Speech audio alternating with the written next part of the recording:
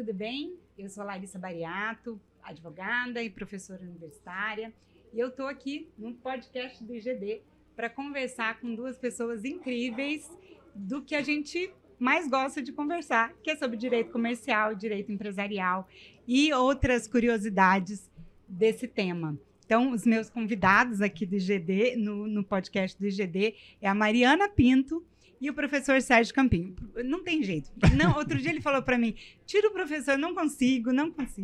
Então, esse casal, que é um casal do direito comercial, que tem diversos livros escritos, leciona, escritório, pareceres, enfim, todo mundo que é do direito comercial conhece esse casal. E eu quero, em primeiro lugar, agradecer muito a disponibilidade para a gente conversar, que nós estamos aqui no Congresso de Direito Empresarial do Centro-Oeste, a 6ª edição, aqui na UAB, e vamos conversar com esse casal, então. Por favor. Uma alegria enorme estar aqui em Goiânia novamente, né, Campinho? Retornar a Goiânia. A gente é sempre tão bem acolhido, tão paparicado. Vocês estão acostumando mal a gente aqui nesses eventos, então é uma alegria retornar a Goiânia, seja por ocasião do 6º Congresso, né, de Direito Empresarial aqui do Centro-Oeste, e agora a alegria reforçada pelo fato da gente estar tendo a oportunidade de também bater esse papo aqui de um modo mais gostoso, mais informal, né, no podcast do IGD. Então, estamos contentes, né, Campinho? Muito contente mesmo. É uma alegria, é um grande prazer poder aí, né, contribuir para os debates na nossa matéria, que demanda muitos debates ainda, não é verdade? Muitos debates. Quanto mais a gente pensa, mais coisa tem para pensar, né? Como? Ontem nós tivemos abertura e a gente estava comentando exatamente o quanto o conhecimento vai fazendo com que a gente vai ficando cada vez mais crítico, né? Então, enquanto você não conhece, tá tudo bem. Agora, a hora que você conhece, você fala assim, não, isso daqui tá errado, aquilo tá errado, isso tem que andar assim. E você vai ficando, às vezes, até meio chato, porque realmente as coisas precisam andar. E, principalmente na área que a gente trabalha, a sociedade precisa se movimentar em torno da empresa, né? E eu vou puxar o tema hoje. Nós participamos de uma mesa agora que falamos de falência e recuperação judicial, mas o tema que eu quero puxar com vocês é outro, que diz respeito principalmente às discussões do livro, né? Que vocês escreveram um livro juntos que fala de dissolução da sociedade. E eu uso demais, né? No escritório é um livro que está todo torto já, porque, inclusive, é autografado, tá? Meu livro é autografado. É um livro que eu uso muito porque a gente precisa conhecer, no dia a dia do empresário, aquilo que a gente pode socorrer ele nos problemas societários. E o que eu tenho percebido muito é que as pessoas deixam de se socorrer da assistência jurídica quando vai constituir a sociedade. Infelizmente, né? E aí eu queria que vocês falassem um pouco da experiência de vocês, tanto no escritório quanto no docência, principalmente escrevendo o livro. O que vocês identificaram que foram os maiores problemas que a gente encontra pela ausência do conhecimento jurídico do tema? Bom, esse realmente é um tema muito desafiador, né?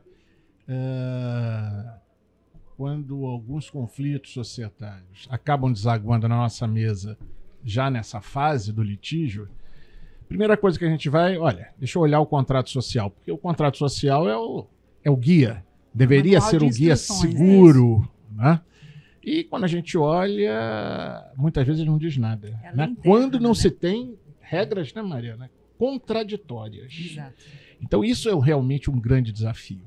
Porque, na verdade, né, dentro dessa abordagem do livro, a sociedade limitada na perspectiva da sua dissolução, a gente trouxe justamente o fim, né? Como se realiza o fim, seja por uma dissolução parcial, em que sai um sócio porque exerce o recesso, exerce o direito de se retirar, ou porque é excluído em razão de violação de deveres de sócio e é excluído pela maioria dos demais sócios. E quando se chega a esse ponto, né, se vê que muitas questões poderiam ser pacificadas ou teriam uma solução mais breve, mais efetiva, se tivesse um bom contrato social, um contrato social bem feito, né?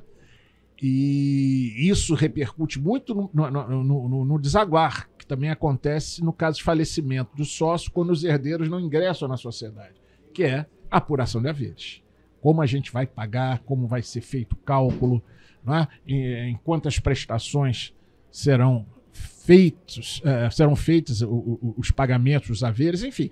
Isso é uma matéria que os sócios têm que disciplinar, né? Não deixar o alvedrio da lei. Porque, por exemplo, pela lei, você paga em uma única parcela 90 dias depois. E isso pode ser muito oneroso. Então, são situações como essa, né? De regular bem o recesso, de regular bem a exclusão, que a limitada permite uma exclusão extrajudicial, o que facilita. Mas isso tem que ser bem disciplinado para que também não degenere um abuso, uma perseguição do minoritário, né? E, fundamentalmente, a disciplina da apuração e do pagamento dos haveres, porque aí é que o ponto realmente fica muito mais sensível, que é onde vai se falar de disposição patrimonial, né?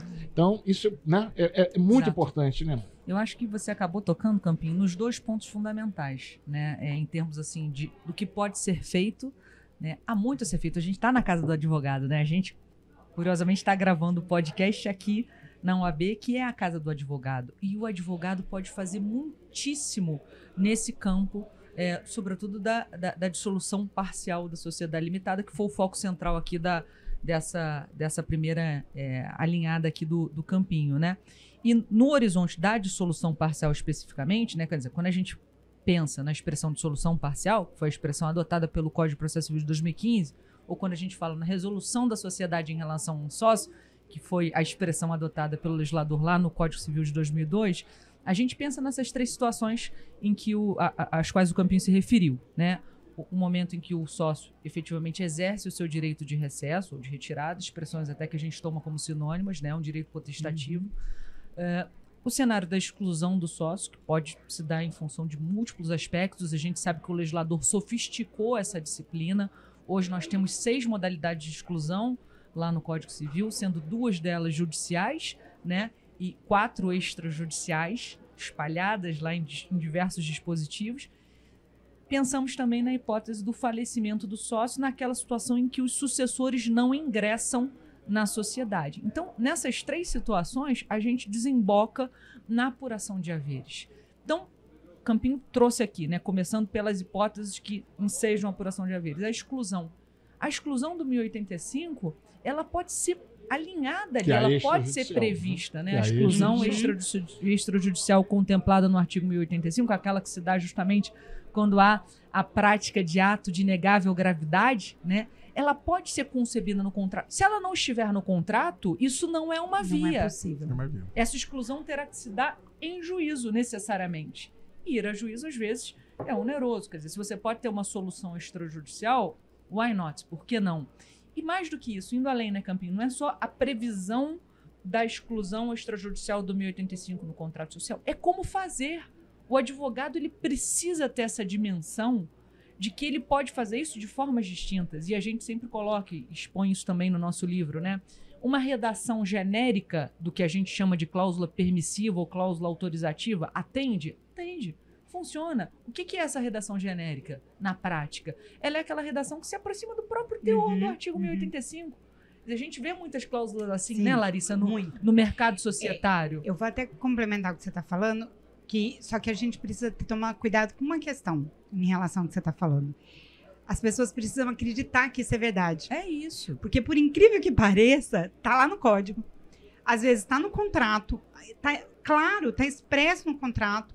E a hora que você vai colocar isso em prática, e isso já aconteceu no escritório, o contador acha que está errado, a junta acha que está errada, e aí você tem que ficar provando o tempo todo e diversas vezes que você está só falando o que está no código. Você está dando, quer dizer, você está oferecendo como um advogado bem informado um cardápio de opções para o seu cliente.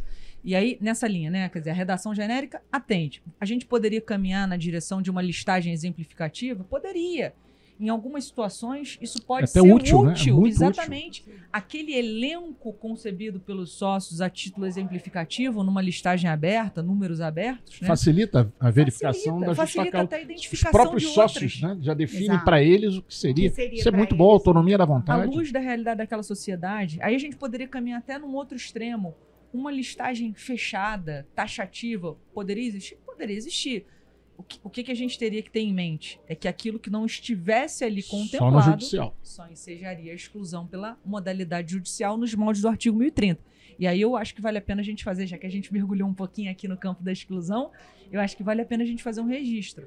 Que, muito embora lá no caput do artigo 1030 o legislador tenha adotado a expressão falta grave, e por sua vez, no caput do 1085 ele tenha se valido da expressão prática de ato de negável gravidade. No fundo é a Que o mesma conceito coisa. de prática de Exato. falta grave. Na verdade, não há um ato que se enquadre em uma e não se enquadra na outra. Valorativamente, são A os gente, mesmos. inclusive, coloca isso expressamente, né? A gente não enxerga uma distinção valorativa entre esses dois conceitos. São expressões distintas, mas que conduzem na direção de um mesmo fim. Eu acho também interessante, né, colocar, até porque nós estamos falando para alunos, fundamentalmente, qual a valia prática de você, na limitada, ter essa possibilidade da exclusão extrajudicial? Porque isso, para a preservação da empresa, é muito importante. É isso. Para Porque, sem manter dúvida, os seus no judiciário, ativos. Você vai demorar anos para resolver. Né? Muitas vezes o judiciário não especializado vai empurrando as partes para a solução. Né? Então, vai sempre Exato. deixando de ter uma sentença, buscando a possibilidade de uma conciliação. Isso não vai acontecer. E com isso, o patrimônio da sociedade vai dilapidando, a sociedade vai perdendo credibilidade no mercado. Então, isso tudo acaba inviabilizando a continuidade da atividade. Né? E isso é importantíssimo, porque com a exclusão extrajudicial, a maioria exclui aquele sócio minoritário. Que na exclusão extrajudicial, só o minoritário pode ser excluído. E, obviamente, ele pode questionar. Ele pode ir a juízo querendo desfazer aquele ato. Olha, não foi observada uma formalidade X. Ou então, o ato que estão imputando como justa causa efetivamente não é. Por isso que é importante um contrato bem feito, elencando pelo menos exemplificativamente esses atos. Mas veja, ele vai brigar de fora da sociedade. A sociedade vai continuar no seu curso normal. Não vai ter um ar beligerante com um sócio ali presente, né, entrando nas dependências da sociedade, exigindo criando um clima que completamente um funcionário diverso. faça isso, que um colaborador faça aquilo, diferente na exclusão judicial. Que na exclusão judicial, se você não consegue uma tutela cautelar para afastar o sócio, e para isso tem que haver um ato de gravidade muito efetivo para o juiz dar essa tutela de afastamento, durante aquele 1, 2, 3 anos de briga, os sócios estão convivendo dentro da sociedade. Então isso é ruim. É ruim para a convivência, né, da sociedade e da harmonia que a empresa, como união de capital, trabalho, tecnologia, tem que ter para funcionar. A né? exclusão é medida extrema, né? Na verdade, se você chega... A gente está focando aqui, né, nesse momento, na exclusão por falta grave do 1030, exclusão judicial por falta grave do 1030, que pode se voltar, inclusive, contra o majoritário em juízo. Nesse caso, E da exclusão extrajudicial pela prática de atos de negável gravidade lá do 1085, que Só só pro atinge o minoritário. minoritário, como o Campinho já bem pontuou. Essas duas modalidades de exclusão são medidas muito enérgicas, muito extremas. E como você colocou, Larissa, na verdade, quando a gente chega a esse ponto, não há mais campo para composição. Tudo já ficou para trás. E um dos pontos que a doutrina também critica, e a gente de alguma forma também endossa, né, pelo menos essa provocação reflexiva no nosso livro, é justamente esse, quer dizer, aquela reunião de sócios, né, que o legislador prevê no parágrafo único do 1085 como sendo um dos requisitos para a gente implementar essa modalidade de exclusão extrajudicial naquelas sociedades que contam com 3 ou mais sócios. Até que ponto ela é valiosa, ela é útil, ela é benéfica, né? um contraditório Exato. no plano da Assembleia ou da reunião Sem de uma sócios. autoridade ali para inspecionar minimamente, quer dizer, a nossa prática societária, e você também tem muita vivência na advocacia societária, eu te acompanho, né? A nossa prática societária, ela demonstra que esses encontros são tenebrosos. Bélicos. São bélicos. São bélicos. Ali é difícil a gente pensar que vai haver assim, vai se abrir um portal de luz e de harmonia e os sócios que já chegaram naquele limite vão agora se entender, vai haver uma defesa, essa defesa vai ser acolhida pela Assembleia. Não, nós vamos entender então que então explica melhor o que está acontecendo. O que houve então? Não, isso não vai acontecer. Então a experiência também mostra, né? Enfim, eu até gostaria de trazer aqui um testemunho distinto, mas a nossa experiência, né, com o dia a dia do societário mostra que esses encontros costumam ser mais destrutivos do que construtivos. Mas é uma condição. Se não houver essa assembleia regularmente constituída, há invalidade. É isso. Até para que ele seja convocado para estar, né? E se resolver não estar, vai constar a ausência dele. Isso é uma questão importante que você colocou, que muitas vezes os advogados, até por falta de um conhecimento técnico mais aprofundado, não tomam aquela posição do cliente dele quando ele é o excluído.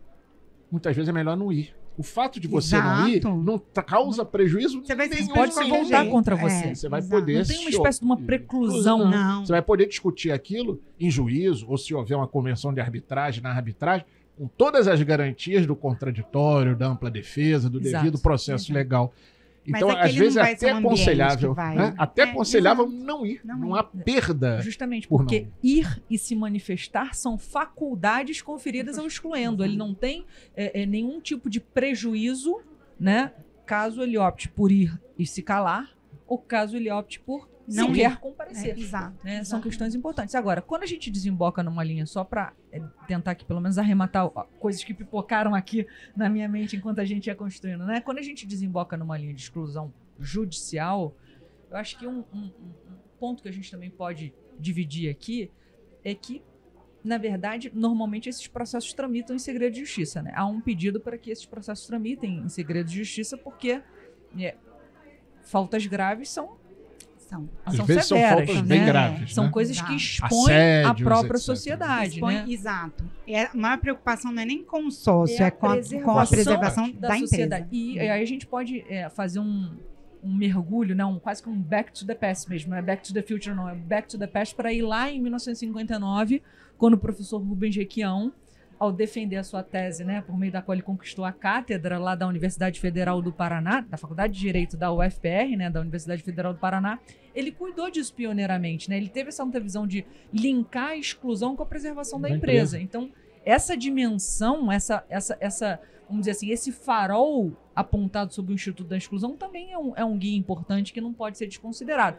E aí eu acho que o pedido do segredo de justiça para aquelas exclusões que tramitem em juízo cai bem, né? As exclusões por falta grave do 1030 que tramitem em juízo cai bem. Eu acho que quando o legislador nos impõe lá no parágrafo único do 1085 que o excluendo tenha ciência, né, na exclusão extrajudicial dos motivos pelos quais ele está sendo excluído, é preciso que se tenha cautela também com a forma como você vai. Imagina, você vai publicar no Jornal de Grande Circulação, estou te excluindo porque você assediou sexualmente funcionárias, colaboradoras da nossa sociedade. Acabou a sociedade. Aí como é que faz? Acaba com a sociedade. Como é que faz? Aí, para cumprir a lei, publica o edital, que vai ter ali a Assembleia, mas não bota o objeto. O objeto vai numa carta privada. Parece que isso... Os motivos, né? E hoje nós temos muita tecnologia para isso, né? Hoje a gente tem até sistema de envio de notificação extrajudicial, né? Com a sigilo, preservação, com sigilo.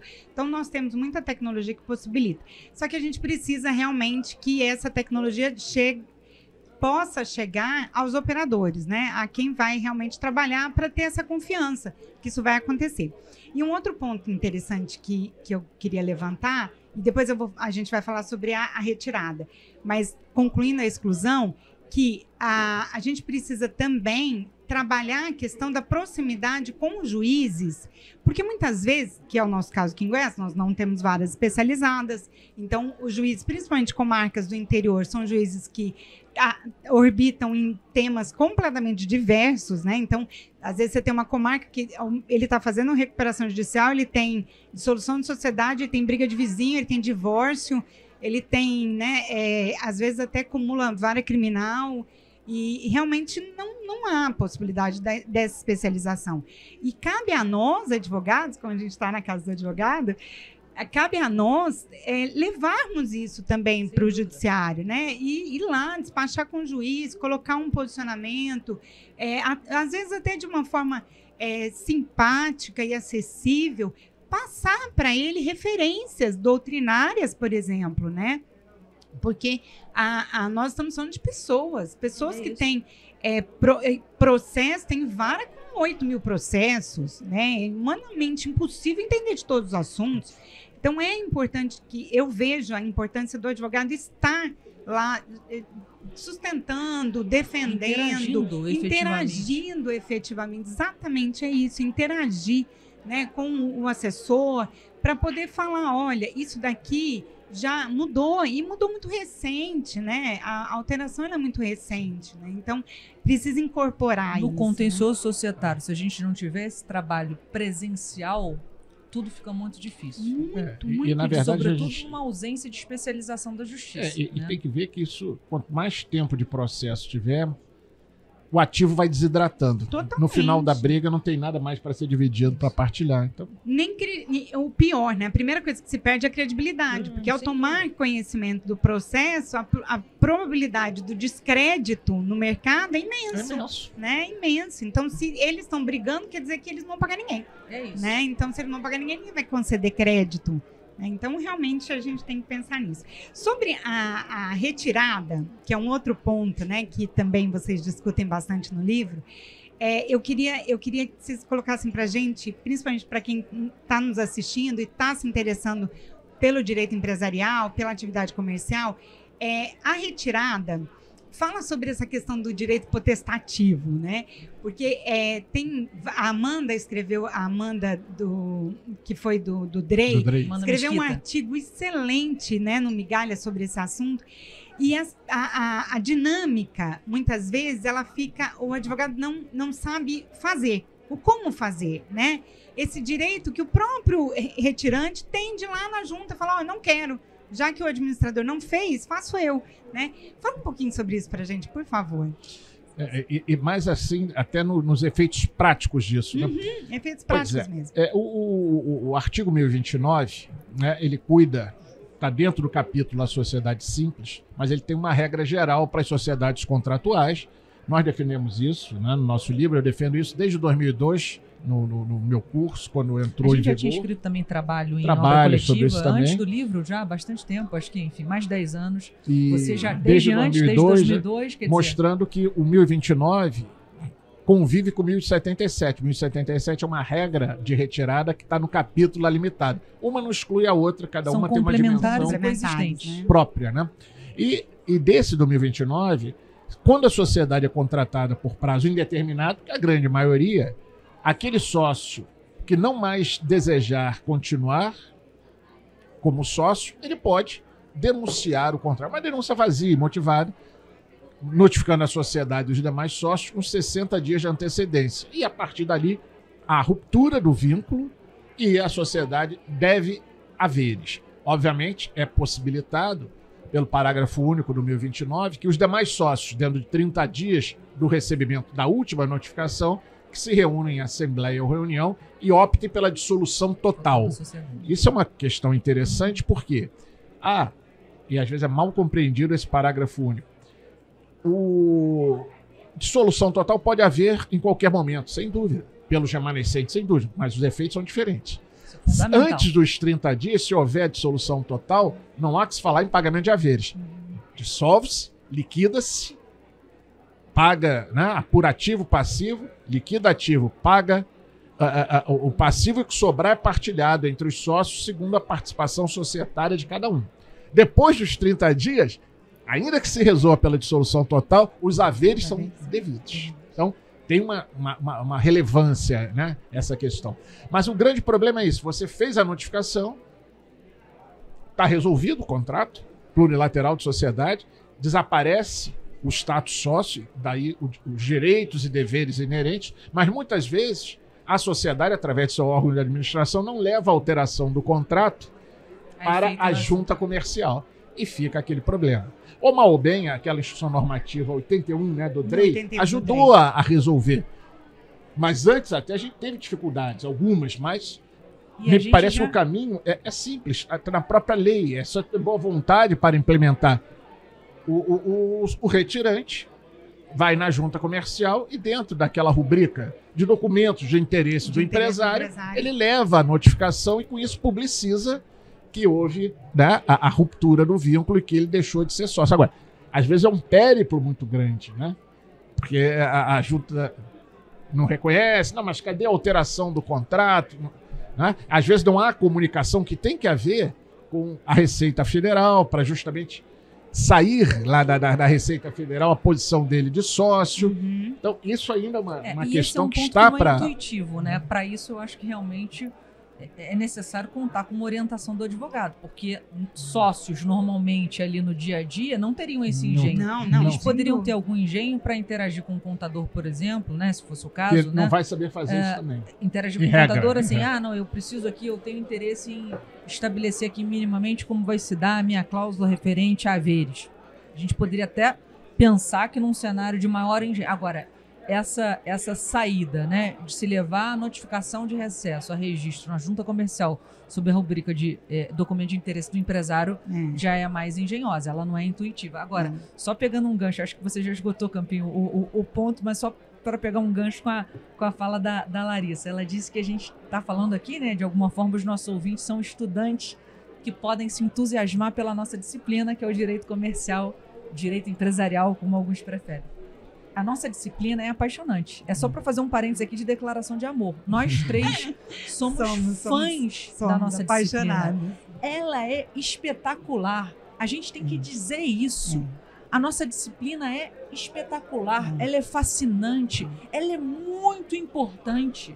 Ela é essencial. Tudo na vida gira em torno da empresa, né? E a gente Tudo não na pode vida, ter nenhum né? tipo de preconceito em relação ao direito comercial, ao direito empresarial. A professora Paula e eu falamos um pouco disso também no nosso painel de manhã, né? Quando a gente fala do escopo de lucro das sociedades, isso não pode ser mal interpretado, isso não pode ser mal visto. O empresário, o agente econômico de um modo geral, ele não pode ser visto como um predador. Exato. Essa noção, ela tem que ser repelida. Nós todos, professores, operadores, advogados, nós temos que repelir, nós temos que sair em defesa da nossa disciplina, porque ela é nobre, ela é valiosa. A nossa disciplina, ela bem azeitada, bem cuidada, ela enseja o giro da economia, ela gera riqueza para o Brasil. Ela não é uma disciplina de uns poucos, de uns ricos, de uns privilegiados. Não, definitivamente não. Até porque a gente está falando, quando a gente fala de empresa, a gente está falando do pequeno empresário, que hoje é mais 90% de 80%. da economia. O dado que a gente até usou hoje de manhã foi esse. Micro, pequenos e médios empresários são responsáveis por mais de 95% das atividades econômicas desempenhadas no nosso país. É para essa turma que a gente está falando. E tem um ponto muito importante, que agente econômico e mercado são vitais. Porque sem eles não há economia. Se não há economia, não tem riqueza. Não tem absolutamente nada. Não tem emprego. Não tem nada. Não tem tem desabastecimento, tributo, tem tudo, tem crise, não tem absolutamente nada. É isso, acho que foi um papo bem legal. Bom, eu gostei, né? Para quem gosta, como nós, eu tenho certeza que trouxe muito conhecimento, muita visão prática, né? Do que é necessário fazer no dia a dia. A gente está falando de pessoas que têm pequenas atividades, até grandes construções. O procedimento é o mesmo. Toda vez que se fala de limitada, você está falando desde uma unipessoal, com baixo capital, até uma grande sociedade com vários sócios, enfim.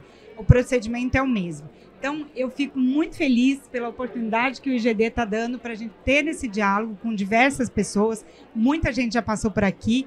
Foi muito legal. O congresso está sendo muito legal, né? A gente está muito feliz que vocês estão aqui, viu? Pô, felicidade é nossa. Nós estamos contentíssimos. Eu vim no primeiro. Eu tive no primeiro. É verdade. Eu também venho desde o primeiro. Vim no primeiro, depois eu vim Franco, no... Eliane. Isso, Franco. Né? Aí depois, acho que terceiro, quarto, quinto, sexto. Ou terceiro, quarto, quinto, sexto. É primeiro, Henrique, quarto, isso, quinto, sexto. com Isso certeza. aí. Foi o primeiro, quarto, quinto, sexto. É um prazer muito grande estarmos aqui. Maravilha, Uma muito alegria. obrigada. Como eu disse, muito a gente está obrigada. sendo tratada a pão de loque. Estamos mal acostumados. Mas vocês merecem. É para Reforço os voltar. agradecimentos, não só enfim, a comissão organizadora do Congresso, mas também ao IGD por essa acolhida tão carinhosa. E sucesso ao IGD. Né? Sucesso, ao vida IGD. longa, Vida longa, né? IGD. Nova vida, novos ares e sucesso total para o IGD, com certeza. Não, João, Cacildo, a turma toda, muito obrigada pela oportunidade, muito obrigada por vocês aceitarem o Prazer. Alegria convite. estar com vocês. Eu vou passar as redes sociais aqui para quem quer conhecer mais sobre direito empresarial, direito comercial, o Sérgio Campinho, professor Sérgio Campinho, Sérgio, o arroba dele é @Sérgio_Campinho, tá? Da professora Mariana é @mariana.g.r.pinto.c. E o meu, Larissa Junqueira Reis Bariato. Espero vocês lá para a gente interagir sobre o assunto. Muito obrigada, gente. Obrigado. Obrigada. Muito obrigado. Foi uma alegria. Obrigada, EGD.